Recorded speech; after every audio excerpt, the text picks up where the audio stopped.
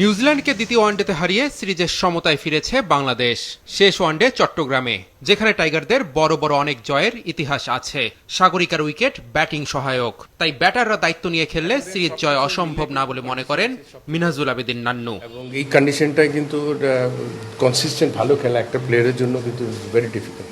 তো এই কন্ডিশনকে চ্যালেঞ্জ হিসেবে নিয়ে কিন্তু তারপর মানে বেস্টের বেস্ট পারফরমেন্সটা করতে হবে। তো সেই হিসাবে আমি মনে করি যে চট্টগ্রামে যেহেতু সিরিজ ডিসাইডিং ম্যাচ হয়ে গেছে এবং এখান থেকে ভালো কিছু অবশ্যই আমরা আশা করব এবং প্লেয়াররা যাতে ফিট থাকে, ফিট মিনস মেন্টালি যাতে আরও বেশি ফিট থাকে এবং নিজেকে ঠিক পার্টিকুলার ডেতে যদি সেরাটা দিতে পারে, ইনশাল্লাহ আশা করি সিরিজে ভালো কিছু দেখবো আশা করছি। ছোট রানের টার্গেটে ব্যাট করতে নামলে তানজিদ তামিম ভালো খেলেন, তবে বড় রানের চাপ সামলানোটা কঠিন হয়ে যায় টাইগার এই ওপেনারের।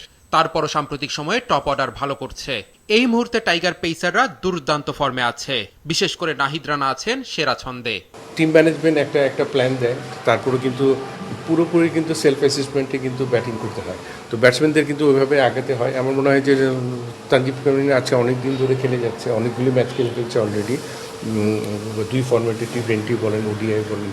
তো সেই জায়গা থেকে আমার মনে হয় ওর যথেষ্ট এক্সপিরিয়েন্স আছে, নিজেই সিদ্ধান্ত নিতে হবে কীভাবে ব্যাটিং করতে হবে। টিম ম্যানেজমেন্ট এটার পুরো দায়িত্বটা নিতে হবে, কীভাবে বাই রোটেশন ওকে খেলাবে বা যদি ফিট থাকে তাহলে খেলবে। এখানে তো ওর ওইভাবে চিন্তা করা দরকার না, যখন টপ ফর্মে থাকবে ওটাকে যতটুকু ইউটিলাইজ করা যায় এভাবে করতে হবে। ঢাকা প্রিমিয়ার লিগে দলবদল এরই মধ্যে শেষ হয়েছে, এবার দ্রুতই শুরু হবে লিগ। ডেটটাও কিন্তু এখনও ডিসাইড করে নাই, বা 4 তারিখ হবে বা 5 তারিখ হবে, কারণ BCL এর একটা রাউন্ড খেলা চলছে।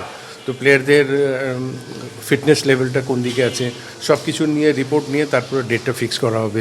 DPL 6 ভেন্যুতে আয়োজন করতে গ্রাউন্ডস কমিটি সর্বোচ্চ চেষ্টা চালাচ্ছেন বলেও জানিয়েছেন মিনহাজুল আবেদিন নান্নু।